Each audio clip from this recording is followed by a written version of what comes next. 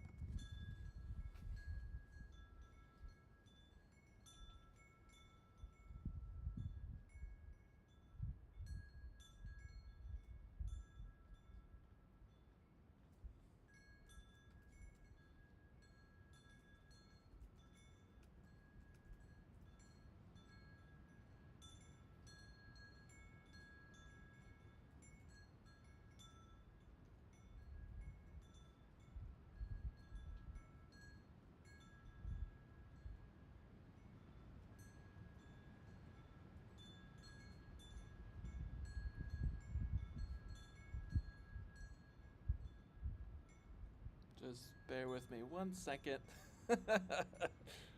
1 second. It is below freezing.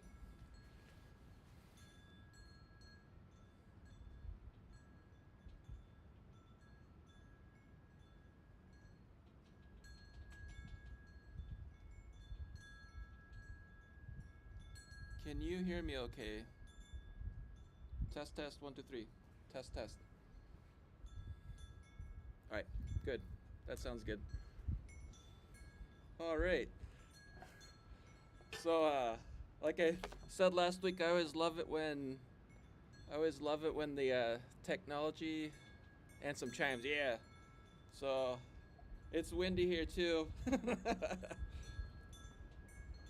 Like I said last week, I always love it when the tech plays nicely, because then the rest of the time together should go well. So if we got one wind chime that's up, as you can tell, we got a slight breeze. It's 29 degrees here where I'm at, so I still decided to do the live stream outside because it's spring. Oh, why not? It's Minnesota. It's just a little bit of cool weather, so no big deal. It'll warm up again on Wednesday. It will. That's absolutely right. So I have to start this week off with a story because we had some incredible weather on Monday evening. I think it was Monday evening. We had a thunderstorm. There's a chance of hail and then tornado warnings. So if you live in Minnesota or the upper Midwest at any amount of time, you just kind of you get used to it, right? So I wasn't worried about it. In fact, actually, it was a pretty nice day. It was in the 70s, so I rode down to Red Wing, where our county seat is, to drop off our property tax check. So I actually looked at the weather forecast. It said about 5 o'clock or 1700 was going to be when the thunderstorm was rolling through. So I left a few hours before that, got down to Red Wing, dropped off my property tax check, and then checked the radar again, and it still showed 5 o'clock for when the thunderstorm was going to be showing up. I'm like, perfect, I got a couple hours left. So start heading for home. About 2 miles from my doorstep, it started raining, which I've ridden in rain plenty of times on my motorcycle, so that wasn't a big deal.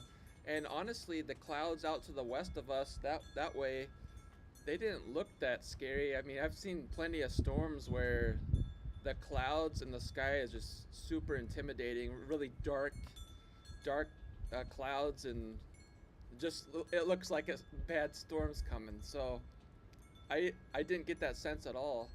So riding through the rain, last couple of miles, pull into the garage, shut the garage. Within about 5 minutes, the hail starts hitting the house. I was like, wow, I caught that one close. And that storm actually hit our house an hour before it was predicted. So the lesson here is never trust your weather app. I've actually lost a lot of tomato and pepper seedlings in past years. This is probably a decade ago because I overly I put too much confidence in the weather forecast in the weather app. So I learned my lesson on that one. Um, but I was chuckling when the hail hit. So what wasn't funny was while the hail was hitting our house, and it was pea-sized hail, so even that's not that crazy for here. Apparently, I found out after the storm, it had made national news. Because while the hail was hitting our roof, like I said, it's pea size, so it wasn't anything that I was overly concerned about. I've seen pea size hail plenty of times. As the hail was hitting, I was already getting phone calls from, I call them the roofing sharks or roofing piranhas. Those are the storm chasers that are trying to get insurance claims on your roofs. And this is the worst I've ever seen, ever. We had a 100-year windstorm about, I think, 7 or 8 years ago in the last town that we lived of west of here, and that was pretty bad because that was phone calls and then uh, just random contractors knocking on the door trying to, look at your roof for you or whatnot. And so I was already used to that song and dance, but I'd never had it where as the thunderstorm was rolling through, I was getting contacted by contractors. Well, and there weren't even in-state contractors. That's the part that blew my mind, was that a lot of these guys that were calling me were out-of-state storm chasers. So what resulted in that is Tuesday I was getting phone calls every 5 to 10 minutes from I don't even know.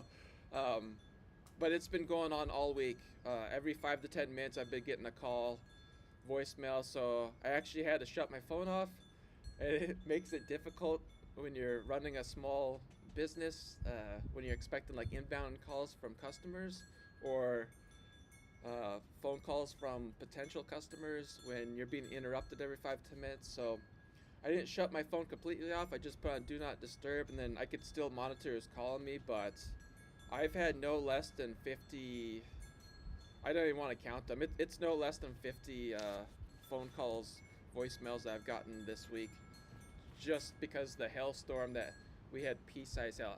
I understand other parts of our town had larger hail, so I think I saw it reported like 3 inches, 3-inch diameter hailstones, which that's pretty significant. I didn't see that though. I was home the whole time during the storm, um, but yeah, that was the story from last week. Uh, so the lesson learned is don't trust the weather app, and then I could tell you, I had a windstorm here about 3 years ago that destroyed my hoop house. That was a December windstorm. Ooh, a tornado in Rochester yesterday. Yeah, I saw that. Um, I did see some photos of that. Well, the photo I saw had the roof that was blown off the top of the house, so that's pretty crazy. Um, but anyway, so the windstorm that we had a few years ago, it destroyed my hoop house. I have a 600 square foot hoop house over on that side of the property, and it looked like a giant just stepped on on the hoop house. It twisted the frame, it destroyed it. But what it didn't destroy was the plastic sheeting. So that was something I wanted to share today too. Is if you're ever gonna build a hoop house, any type of structure like that, I from the very beginning I used this 10 mil scrim plastic sheeting. So it's heavy duty plastic sheeting that's UV resistant, so it doesn't break down with the sun's rays. And then also it's got that nylon reinforcement in it, so it has like that little spider web. And that stuff is, I don't want to say it's bulletproof, but it's been through a lot of nasty Midwest storms, so I've been really happy with that. And what I did as a result of that windstorm that knocked out the first hoop house, the only thing that I was able to save from it was that plastic. I actually built a 4x4 frame down the center of it, so it has a 4x4 spine, and then I attached the hoops to that, and then the plastics, of course, on top. And that so far has seen 80-mile-an-hour straight line winds, and it's done fine. So, um, I guess the moral of that story too is I've had a if you've grown at any for any amount of time in the Midwest, you've had, I'm sure, some crazy stories. And I always tell people, don't get discouraged, learn the lessons, and then don't quit, and do better next time, or try to improve how you're growing, or setting up your plants for success. So I'm gonna show some of my perennials, because this is week 2 of the perennials coming out of hibernation from the winter. And most of the plants are still waking up, so I didn't have them covered. I didn't actually have time to cover them, so there was a little bit of damage to some of the perennials, but it's nothing was completely destroyed. They just look a little they look a little unhappy right now, but they're actually doing fine, especially since we dipped below freezing again too. So right now I think it's about 29, 30 degrees. Uh, so before the that hailstorm, and then after that, last week it was lots of transplanting. So I did broccoli, cabbage. A couple days ago, I think it was about 45, 50 raspberry plants. There's 3 different varieties. A couple of those I'm going to show you here in a minute. But that was last week. So besides the hailstorm that kind of got weird, I'm trying something here too. So there we go. We transitioned to this week. I'm trying to get better at OBS. That's the software I use for these live streams. So for this week, it's gonna be one of the final pushes for the cool season plants. So lots of transplanting, more broccoli, cabbage, all the lettuces coming out. The cool season herbs like cilantro and parsley, those are gonna get transplanted this week out into the hoop house. In the hoop house right now, I have a bunch of sugar snap peas. I have 3 different types of sugar snap peas going right now. Sugar Ann's the popular green one, and then I also have honey snap and royal snap. I had the little trays last week when I was showing how I start those. The royal snap and the honey snap are cool because they're different colors. So the honey snap is a yellow sugar snap pea pod, and then the royal snap is a purple sugar snap pea. And those are fun to grow just because the color. So typically you see that green traditional sugar snap peas, but when you see a purple or yellow sugar snap pea growing, it's just a cool novelty to that type of plant. And a quick funny story I could share with you.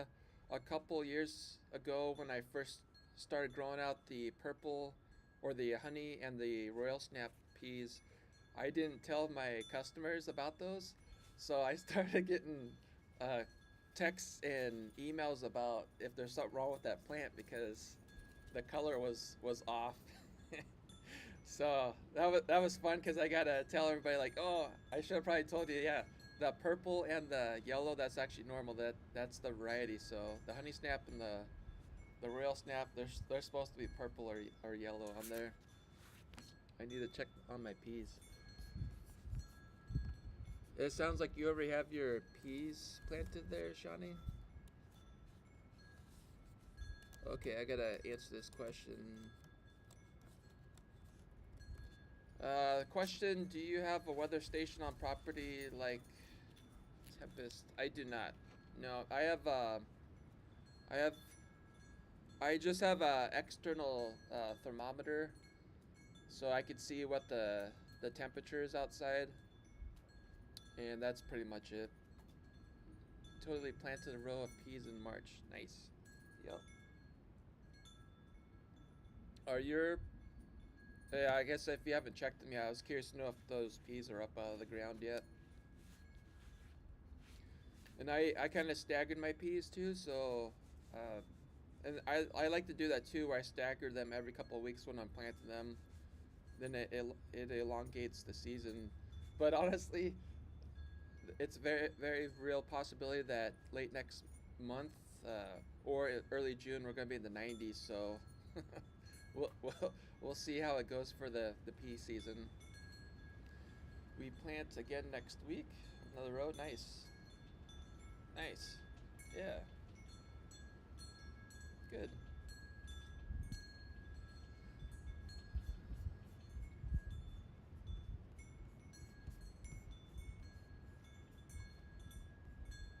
All right. So I'm gonna just transition to the Mr. Rogers part of this so I can show you what's going on with the plants. I gotta switch this over really quick.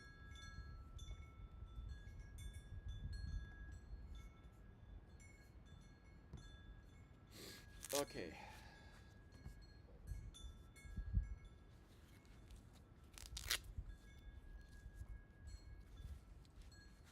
Add tulips to perennials. I don't grow tulips.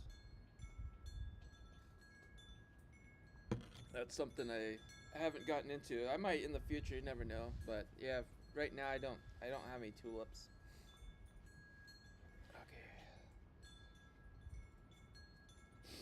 Okay. Okay.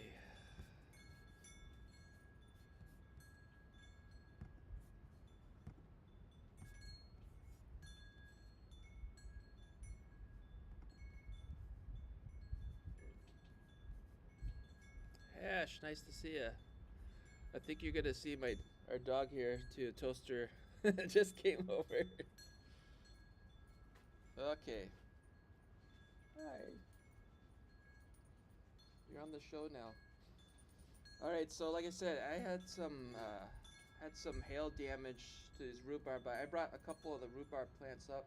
They're two different varieties. So this one right here is Canadian red.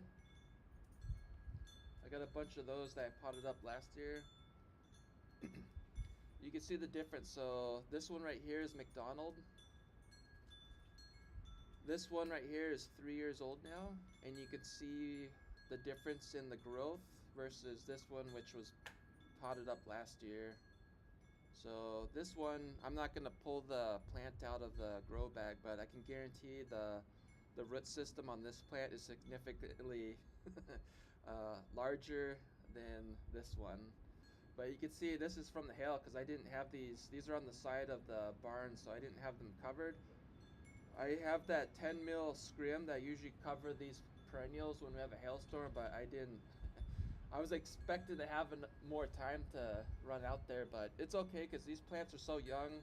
Even though they kind of got banged up, it's not the end of the world because you can already see there's new growth down here coming. So these two they got banged up a little bit, but that's all right. They're tough.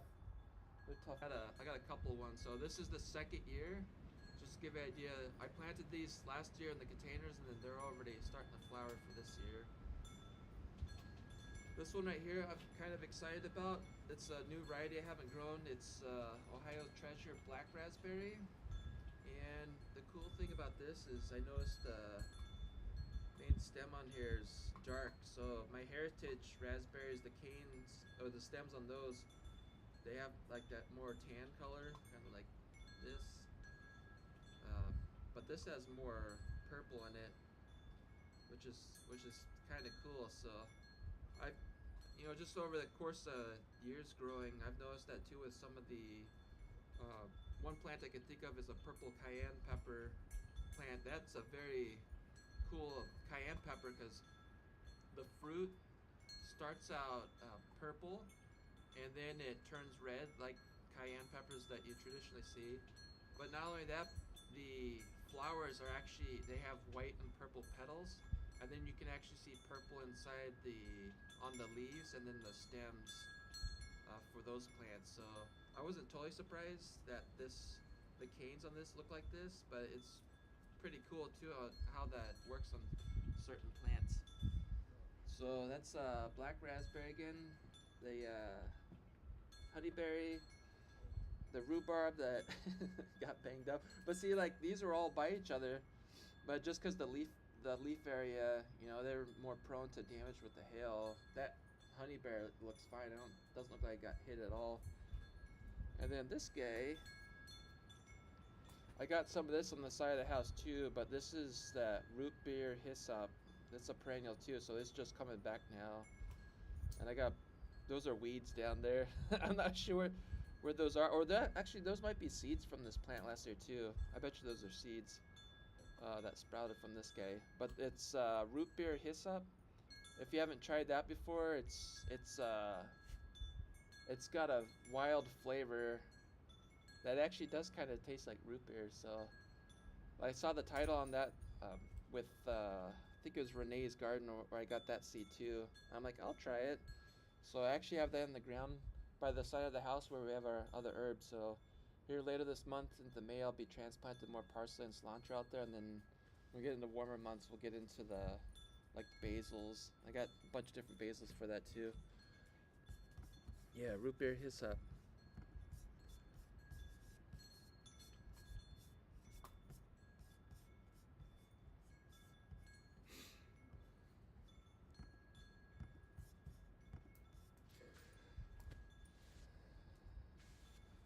So those are the plants that are coming back to life for this week.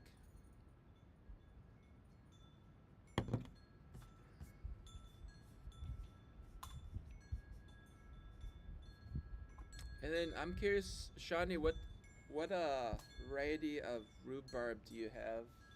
That's something else too. That there's quite a few different varieties out there. I had a customer that had Canadian red in her with her bedding plant, so I decided to get some of that. And then the McDonald I've been happy with. I've been growing that for a few years now. But I could tell you here in this part of Minnesota, when I was selling at I'd have to see if I left the tag with it. I was just curious. Um, but I could tell you from selling at the farmers markets here in Minnesota, rhubarb is like a huge hit. Uh, that was one of those plants that I was asked about in the springtime when the farmers markets would start up as rhubarb, because that's a plant that a lot of locals are looking for. And I don't know, I suppose from what I was finding, the bigger nurseries just don't sell it. I haven't seen it or heard of it being sold at the big box stores too, so I don't know. If you ever want to get into the farmers market here in Minnesota, that's one plant that I can guarantee will sell well is rhubarb. People want the deep red stalks. Oh yeah, yeah, absolutely. Yep. And once the Canadian red grows out, I can already see it from the growth on there from some of the other plants though. But yeah, it's got a very deep red color to it.